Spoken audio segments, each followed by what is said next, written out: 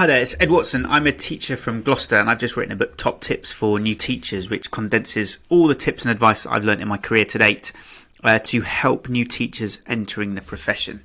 And in today's episode, we're going to talk about pay. And in particular, we're going to look at pay scales, reading your school's pay policy, and then we're going to look at something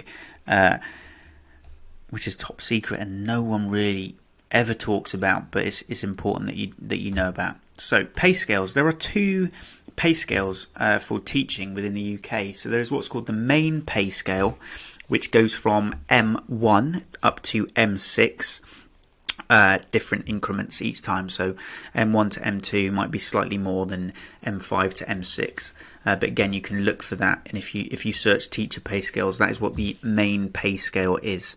Now, historically, everyone seemed to just go up every year. So M1 to M2, M3, M4, so on, until you got to M6. Now is a form of performance management. So what you will do is you will go to a school, and at the beginning of the year, you will be set, or you will collaboratively set 3 targets on average. And that will be what is your performance management for the year. And then the following year, you will, so in say in September you've set your 3 targets for this year. The following September you will sit down and assess your performance against the targets that you set the previous year. And upon successful completion of those targets, you will then be recommended for pay progression, which will go to the governors to be confirmed or rejected as they see fit. So it's really important that you evidence the impact that you've had throughout the year to meet those performance management targets to ensure you hopefully do get pay progression. Now, so as I've said, the main pay scale goes from M1 to M6. After you reach M6, there is a separate pay scale called the upper pay scale, which is UPS 1, UPS 2 and UPS 3. Now, UPS 3 is the highest pay band that you can get as a classroom teacher. So after UPS, there is also the leadership scale, but that is usually for clearly leaders or heads of departments in some cases, or members of the senior leadership team. But normally for a classroom teacher, the highest is UPS 3. Now, teachers from M6 can apply to go onto the upper pay scale, and again it will be a similar process where you have specific targets to meet to go onto that higher pay scale.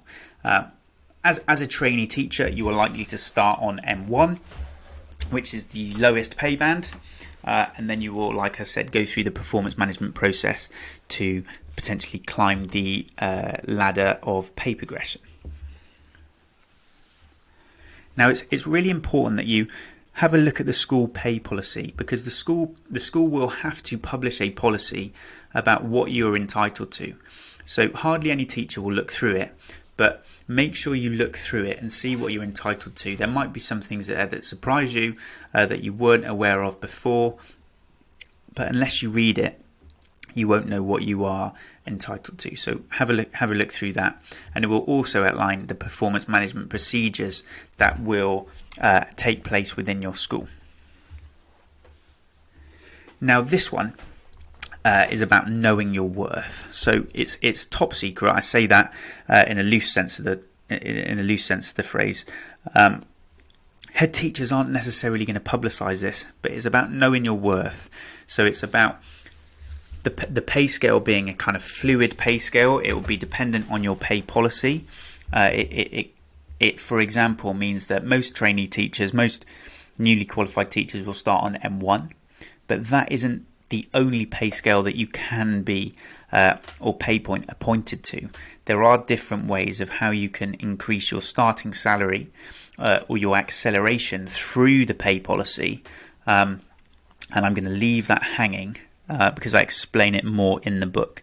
But it's all about knowing your worth. If you are aware that your subject is high in demand, you potentially have a stronger hand when you're in the interview process than someone from a subject that is less in demand, potentially. Or if you're the only applicant for a job, you have a stronger hand than if you've applied and there are other 20 people in the same position looking for that job. So once you know your worth, it's important that you can maximize that to maximize your salary. Now, no one goes into teaching to potentially become a millionaire, but it's important that you're aware of these things so that you can take advantage of them where appropriate. And again, I talk through that in a lot more detail in the book that I've written. Now, that's the end of this episode. In the next episode, we look at personal productivity. And so I look forward to speaking to you then.